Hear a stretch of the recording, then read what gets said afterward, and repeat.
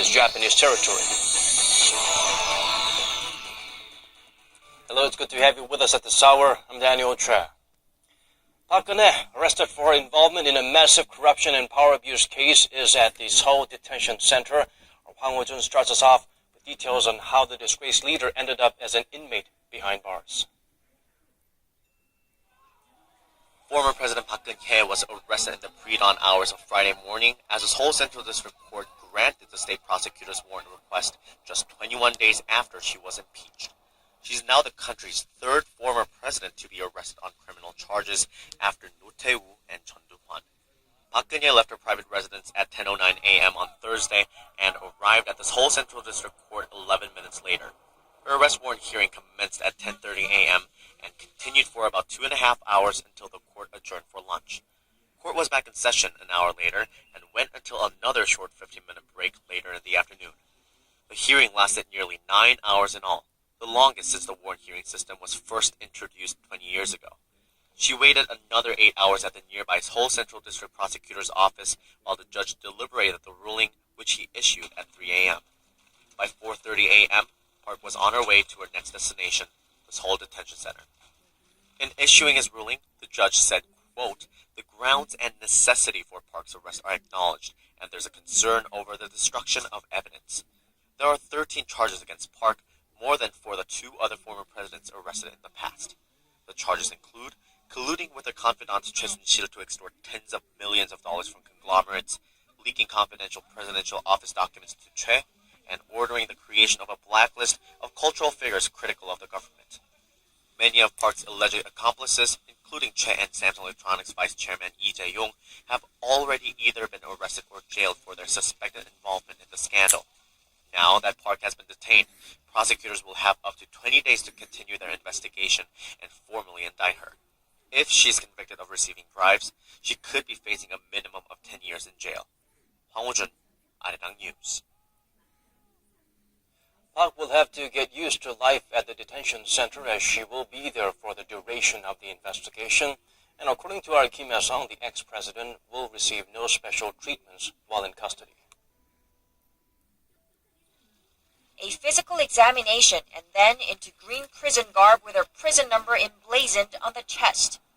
Early Friday morning, former President Park Geun-hye was transferred to the Seoul Detention Center. Located 15 kilometers south of the capital, the detention center is going to be the ousted president's new home for up to 20 days as prosecutors continue their investigation. Former President Park will be given a one-person cell separate from ordinary detainees. From 9 a.m. to 6 p.m., Park will have unlimited access to her lawyers, but she will be allowed only one visitor a day, unless given special permission by the head of the detention center. The size of Park's cell hasn't been officially confirmed, but it's believed to be over 6.5 square meters in area, with a folding mattress, a TV, a toilet, and a sink, similar to the cell assigned to former President Roh Tae-woo when he was arrested at the Seoul Detention Center. Upon her arrival, all her personal belongings were taken away.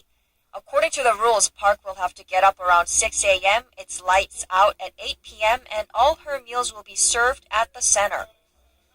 Other high-profile figures implicated in the massive corruption scandal are being detained in the same facility, including Samsung's de facto boss, Lee Jae-yong, Park's confidant Choi Soon-sil, and several of Park's former top aides and officials.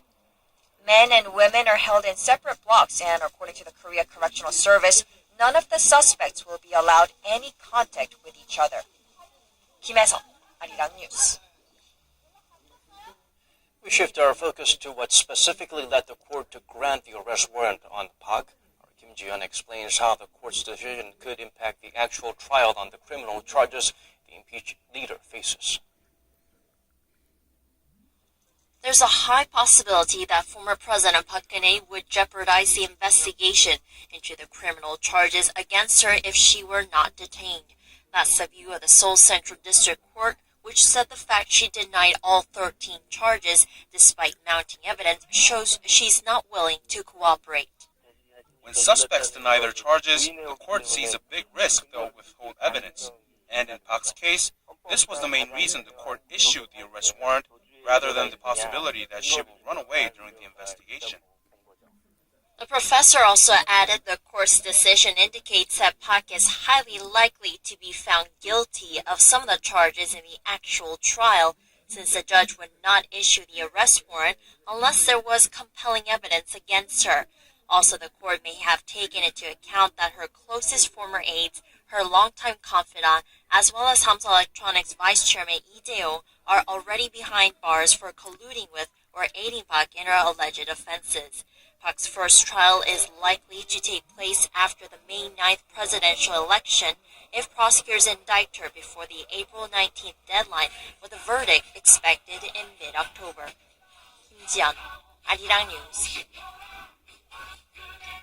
Korea's opposition parties agree the arrest is a given considering all of Park's misdeeds, and it shows the law is impartial.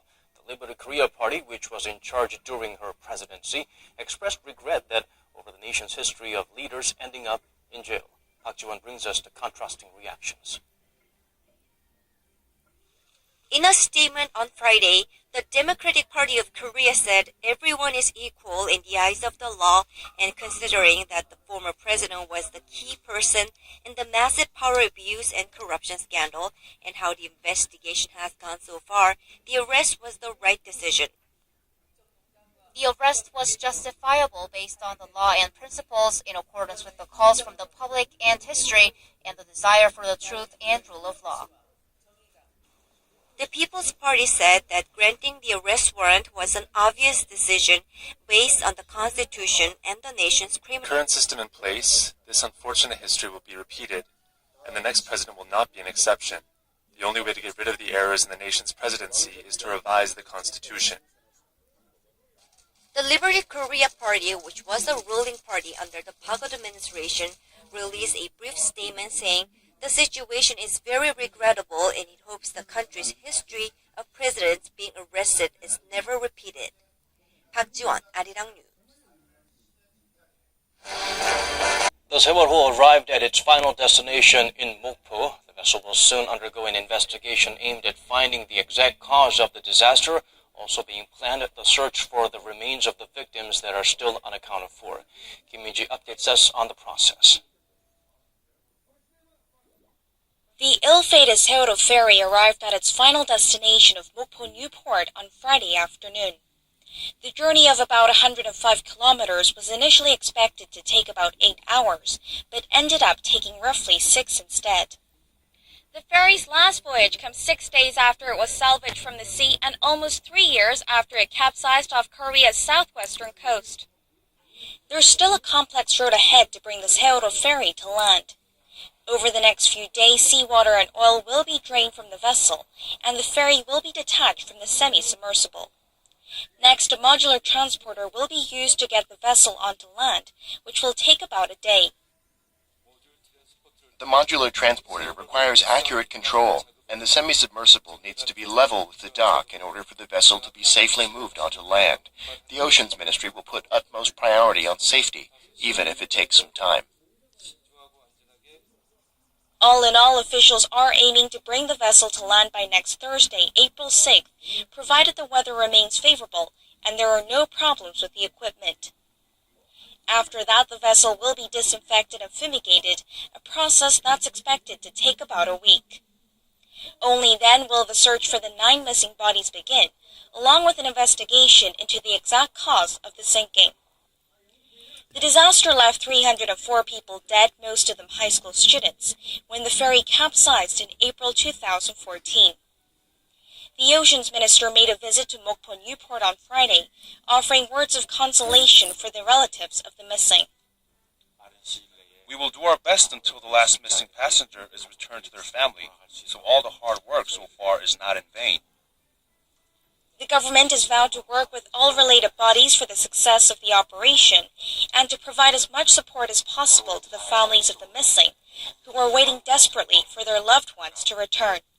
Kim Min-ji, Arirang News, Mokpo.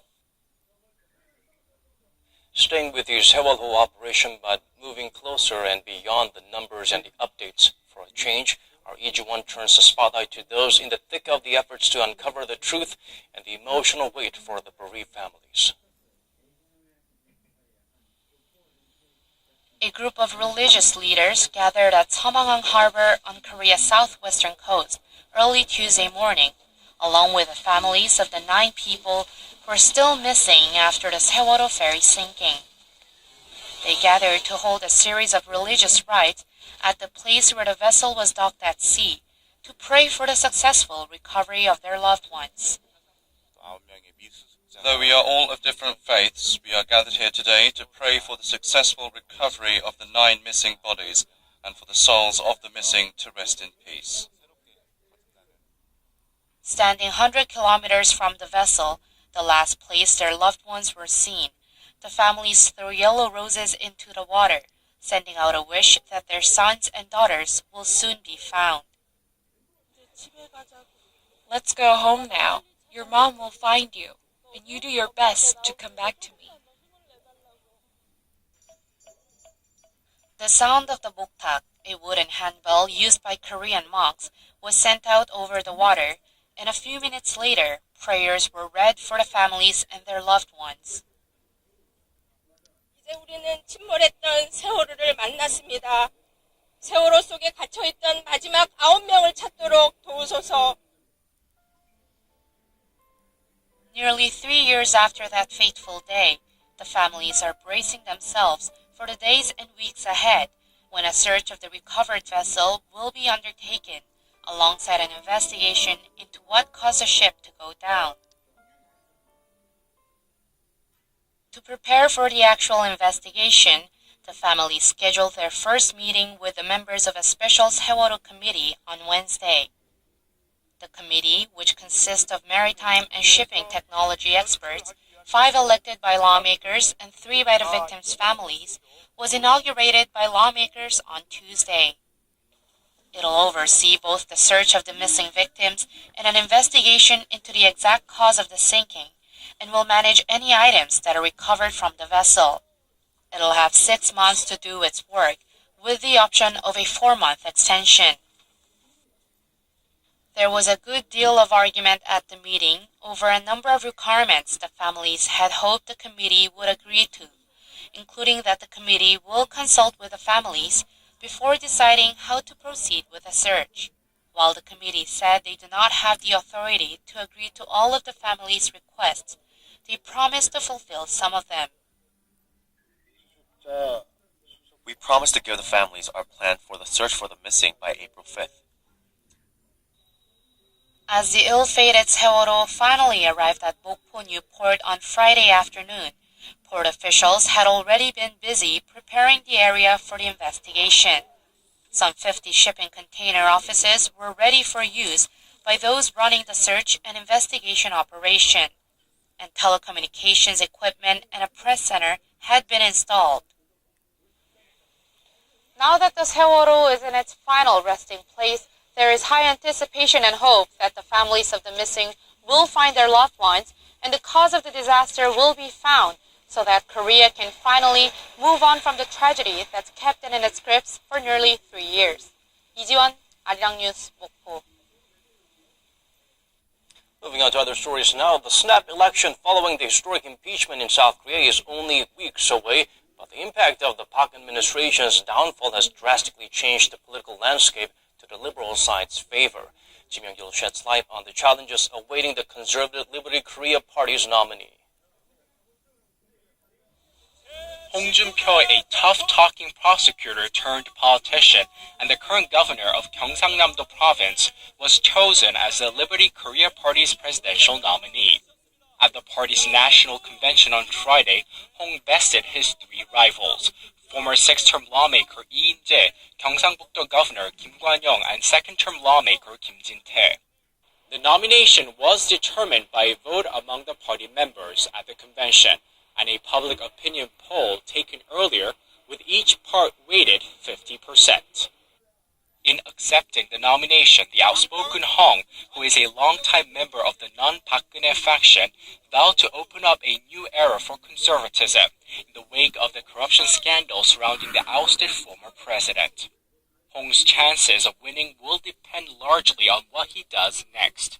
In a poll on the potential nominees from each party released by Gallup Korea on Friday, Hong came in fifth with a favorability rating of 4%, trailing Liberal frontrunner Moon Jae-in, who had 31% support. But pundits predict that Hong could try to forge an alliance with the splinter conservative Padam Party or the centrist People's Party to take on the Democratic Party of Korea.